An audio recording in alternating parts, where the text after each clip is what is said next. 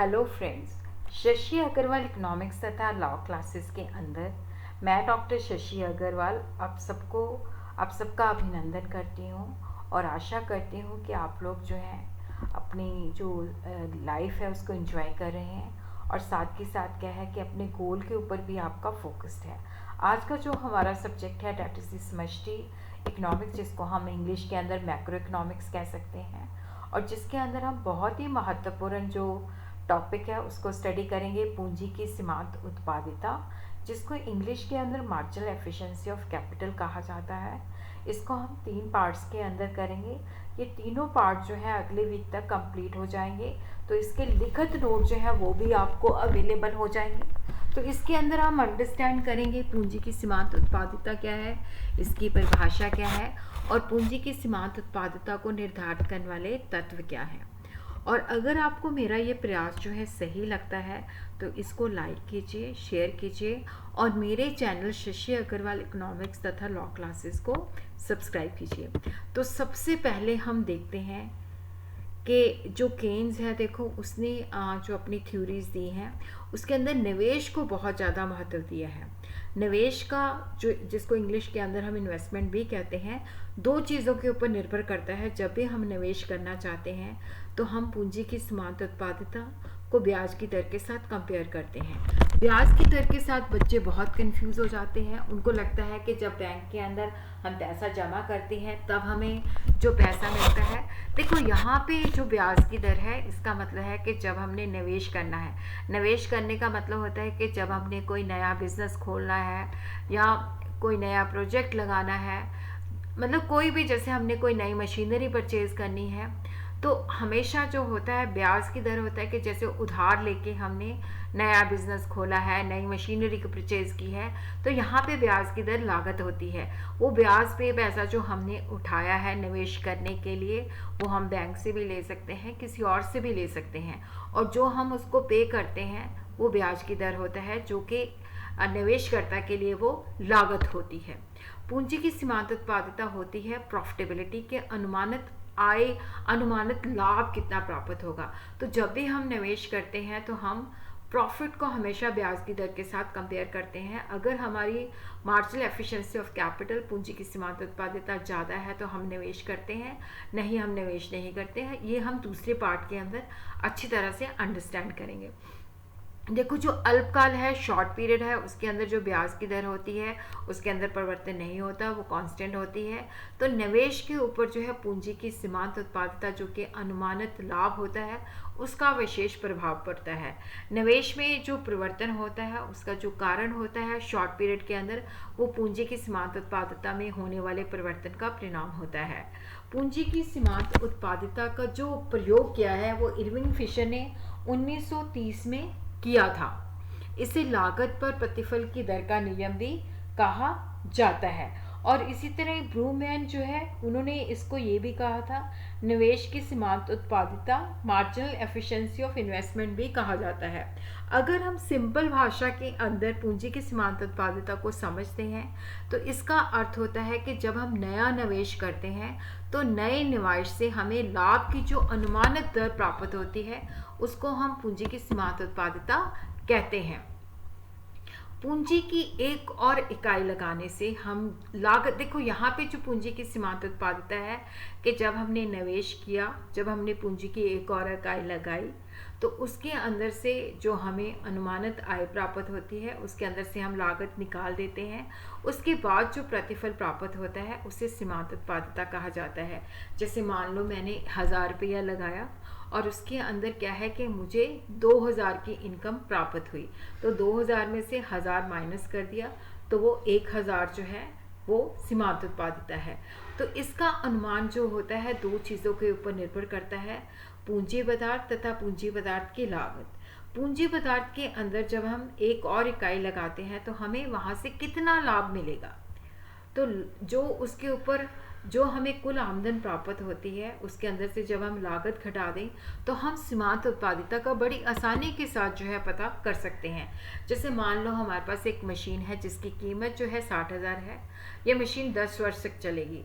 अब इस मशीन से कुल आय जो है 10 वर्षों के अंदर 2 लाख होगी।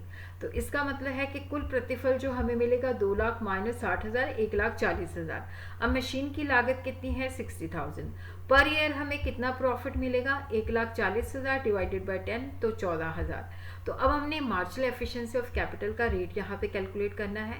तो यहाँ पे हमें जो प्रति वर्ष लाभ प्राप्त होता है वो है 14,000 डिवाइडेड बाय जो हमारी मशीन की जो लागत है उसके साथ उसको डिवाइड कर देंगे, 100 के साथ मल्टीप्लाई कर देंगे, तो यहाँ पे हमारे पास मार्जिनल एफिशिएंसी ऑफ कैपिटल का रेट आ जाता है। किसी पूंजीगत पदार्थ की अतिरिक्त या सीमांत इकाई लगाने से सीमांत इकाई लगाने से हमें जो लागत पर जो है, यहाँ पे मैं इसको कट कर देती हूँ, ये बाय मिस्टेक लिखा गया। यहाँ पे देखो जो लागत पर हमें बेसिकली जो है जो आय की जो अधिकतम दर प्राप्त होती है उसे सीमांत उत्पादिता कहा जाता है। डिलार्ड ने डिफाइन किया है the marginal efficiency of particular type of capital asset, कि जो किसी पूंजीगत पदार्थ की हम मार्जिनल एफिशिएंसी ऑफ कैपिटल को मेजर करना चाहते हैं तो highest rate of return over the cost expected from an additional marginal unit of that type of asset, additional marginal unit of that type of asset, कि जब हम एक अतिरिक्त इकाई लगाते हैं तो जो हमें लागत निकालने पर जो अधिकतम दर प्राप्त होती है उसको हम सीमांत उत्पादिता कहते हैं। अतिरिक्त पूंजीगत पदार्थ की सीमांत उत्पादिता अनुमानित आय तथा उसकी पूर्ति कीमत का अनुपात होती है। कुरिहारा कहते हैं कि मार्जिनल एफिशिएंसी ऑफ कैपिटल जो है that is the ratio between the prospective yield of additional capital goods and their supply price.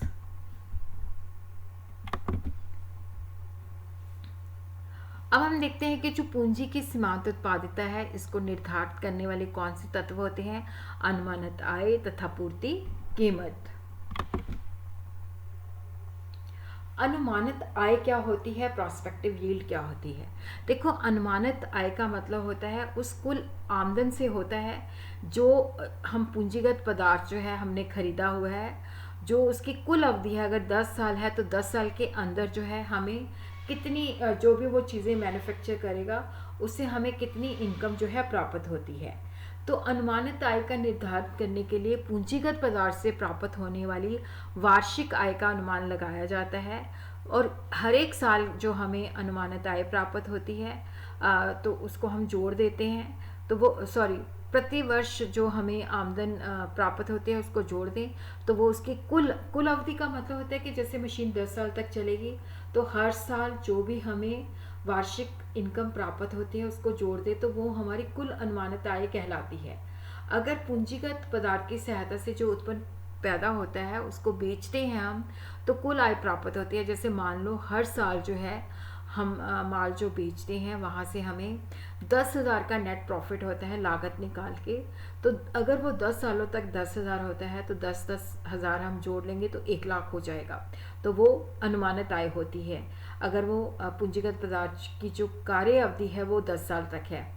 कीमत बढ़ने पर देखो अगर जो चीज़ें हम मैन्युफैक्चर करते हैं अगर उसकी कीमत बढ़ जाती है तो ऑब्वियसली हमारी अनुमानित आय भी बढ़ जाती है। कीमत के कम होने पर हमारी अनुमानित आय जो है कम हो जाती है। तो अल्पकाल के अंदर जो है परिवर्तन हो सकता है और अनुमानित आय भी जो है उससे प्रभावित हो सकती है। और उसी तरह जैसे मैंने आपको बताया कि यहाँ पे पी वाई जो है अनुमानित आय है, प्रॉस्पेक्टिव यील्ड जो है वो डिपेंड करता है कि जो उस पूंजीगत पदार्थ की कुल अवधि है तो उसके अंदर हर साल हमें कितना प्रॉफिट प्राप्त होता है उसको जोड़ दें तो वो अनुमानित आय कहलाती है। जैसे Q1 जो है ये वार्षिक पहले साल जो हमें इनकम प्राप्त हुई है, Q2 जो है दूसरे साल, Q3 जो है तीसरे साल, इन सबको हम जोड़ दें तो हमारे पास अनुमानित आय आ जाती है। और उसी तरह हम देखते हैं कि जो सप्लाई प्राइस है पूर्ति कीमत है, देखो यहाँ पे ये दूसरा महत्वपूर्ण तत्व है। पूर्ति कीमत का मतलब होता है कि ये नहीं कि जो वर्तमान पूंजीगत पदार्थ की कीमत से नहीं है, इसका मतलब है कि जैसे एक मशीनरी हमारे पास है, अगर आज की डेट में हम उस मशीन की जगह पे उस मशीन को रिप्लेस करें तो हमें क्या जो है कीमत बेयर करनी पड़ेगी। तो इसको पूंजीगत पदार्थ की पूर्ति कीमत भी कहा जाता है और पूर्ण स्थानापन्न लागत भी कहा जाता है। तो यहाँ पे हम देखते हैं कि अगर आज की डेट के अंदर जो है वो उस तरह की नई मशीन लाई जाए तो वो कितने की हमें पड़ेगी, तो उसको हम पूर्ति कीमत कहते हैं। और ये शॉर्ट पीरियड के अंदर क्या होती है कि ये स्थिर होती है। बाकी जो है हम दूसरे लेक्चर के अंदर जो है समझेंगे।